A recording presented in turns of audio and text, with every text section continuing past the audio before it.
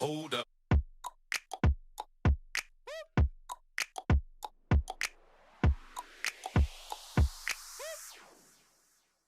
I hope you're having a great day and I hope you're staying safe at home. Today I want to give you one more lifestyle change which is powerful, inexpensive, free. We only got to do it if our goal is to burn that body fat. I think how to lose belly fat, how to burn body fat is one of the most Googled words. People are constantly chasing new ways and new diets and new lifestyle methods of how to burn belly fat. We keep changing our exercise programs. We keep Googling the best diet. Someone lost weight. We want to know what they ate. We forget what works for us as individuals. Today, I'm going to give you a tip, which is very simple. If your goal is to lose belly fat, okay? And when I talk about belly fat loss or fat loss, you may want to look good, that's up to you. But we should be losing excess body fat for our own health, to keep inflammation low, for the health of our heart, our brain, our liver, our kidney, our cells, everything else. So it's as simple as that. I'm not here to tell you to lose fat because you need to look good. There are a lot of people who carry excess belly fat and they look amazing and they're amazing people, and overall they make amazing people. And it's always that. We've grown into a world judging ourselves too much for the fat that we carry in and on our bodies. Anyway, coming back to this very, very simple tip, okay? Carbohydrates. Now let's say today is a day where you have more activity.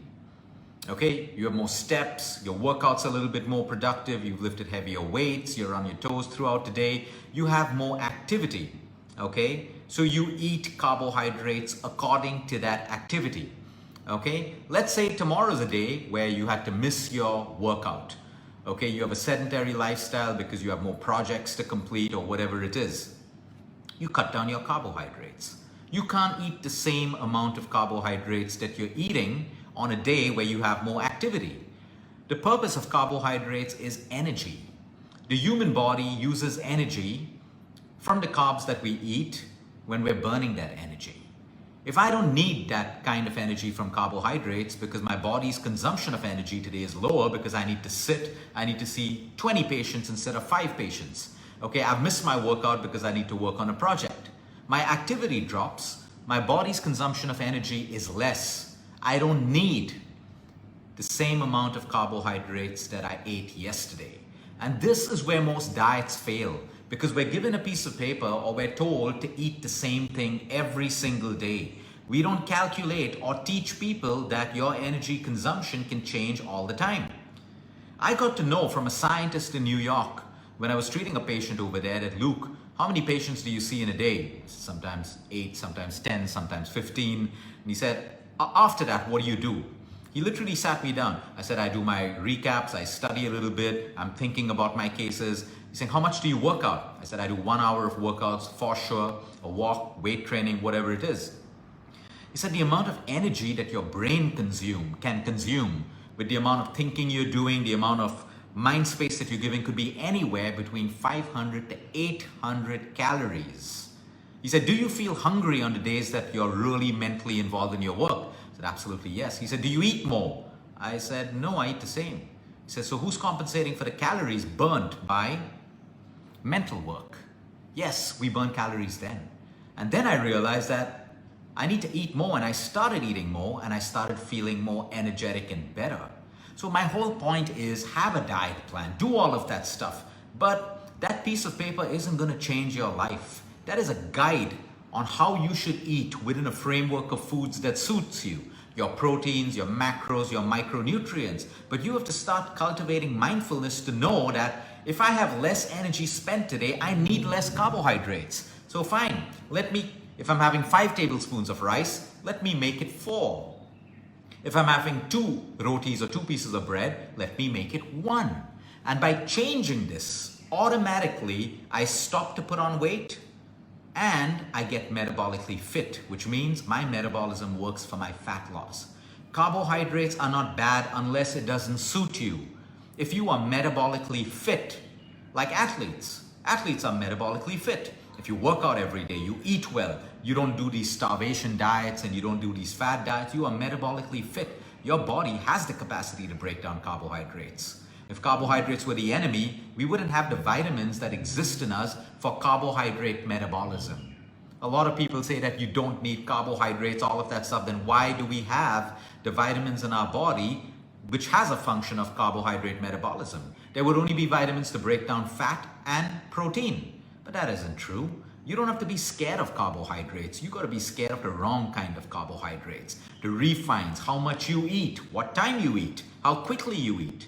Every single athlete out there eats carbohydrates because you need energy to train and retrain and train again. But over here we try shortcuts, we cut out carbohydrates, but yet we're working jobs, we're handling emotional stress of families, colleagues, partners, children, and then you feel snappy, you feel bitchy, you feel irritable all the time, angry all the time. What's the point of living? You lose weight and you're still snappy and unhappy and grumpy all the time. You look older, your skin gets kind of, dull, you look haggard. What's the point of your fat loss the wrong way? So the simple hack that I want to give you today, it's not a hack, it's a way of living. If you are spending more energy, eat according to that. If you are dropping your energy levels the next day, expenditure, drop your carbohydrates. It's as simple as that. Keep your protein, keep your fat the same, because your body needs it for recovery, for repair, and for growth. But you don't need energy. So why should your dinner be full of carbohydrates? Why do you need energy when you're preparing to sleep? It doesn't make sense. Have a little bit of carbohydrates if you want. Go low carb, because your body will need energy while you sleep to repair your system, immune function, cleansing, and everything else. But if your dinner is the heaviest meal of the day carb-wise, you know right now you're going to have a weight problem because you have energy that you're creating that your body doesn't require. What happens when energy isn't used? It gets stored as fat. As simple as that for everyone. The same thing with a salad. If you overeat a salad, you may think, oh, it's healthy. If your body doesn't need it, that energy is going to be stored as fat over time. So my whole point is start to live mindfully. Or your diet is useless. No one on this planet, not even myself, can predict exactly how much of carbohydrates, protein, or fat you need. We can show you formulas and algorithms and all of that stuff. But does that take into account the brain energy, the mental energy, the emotional energy, the spiritual energy? If you see someone who's meditated deeply, really deeply, not superficial meditation, after their session, they are ravenous, they're hungry, they need to eat. Why? Because even spiritual energy is an energy that burns calories. So my whole point is start to live a little bit more realistically. Remove your life from social media. Which part of your life? Comparison, who's eating what? Start looking at yourself. What does my body need? When I eat carbs, do I feel amazing? Yes, because it's meant to make you feel amazing if your body is metabolically fit and if you are carb efficient. Then why are you denying yourself in energy? The energy that comes from fat and protein is great energy, but it's different from the energy that comes from carbohydrates. Yes, certain patients may have to go through ketogenic diets, epilepsy, brain tumor cancer patients, all of that stuff. There's a place for it, okay? And choose it if it's working for you. But if you are that person who's giving up fruits and vegetables and raw honeys and all of that stuff in the name of carbohydrate abuse and sugar, you are nutritionally depriving yourself. Yep, you may get your goal of fat loss. Fat loss and sickness together, that isn't a goal that you want to achieve. My point is, there are millions and billions of people who eat fruits, vegetables, clean carbs, complex carbs, proteins, and fats. They have no disease, they're metabolically fit, they have great bodies, and they're happy people. Only take an extreme if you need it for your medical condition. Otherwise, extremes are just your way of searching for attention and defending something for the sake of defending it. If it makes sense to you, do it. I'm not against any diet, but most people out there are unhappy that they cannot eat carbs. They're miserable because they have to stop themselves from eating one dessert a week. What's the point of having a great body and a miserable life? I mean, I'm going to leave that question for you to answer to yourself. So my whole point is simple. Okay, eat the right quality, the right quantity that suits you. You got to find that out. I can't tell you. So don't ask me, Luke, how many carbs should I eat? I don't know. My point is you should know. Okay, if you're low on energy, increase that carbs, have a better workout. Your body's going to break down every single carb that you ate. But if you're sedentary and you're still overdoing it on the carbs, You're going to put on fat for sure. Your triglycerides are going to go up. Your blood sugar levels are going to go out of control.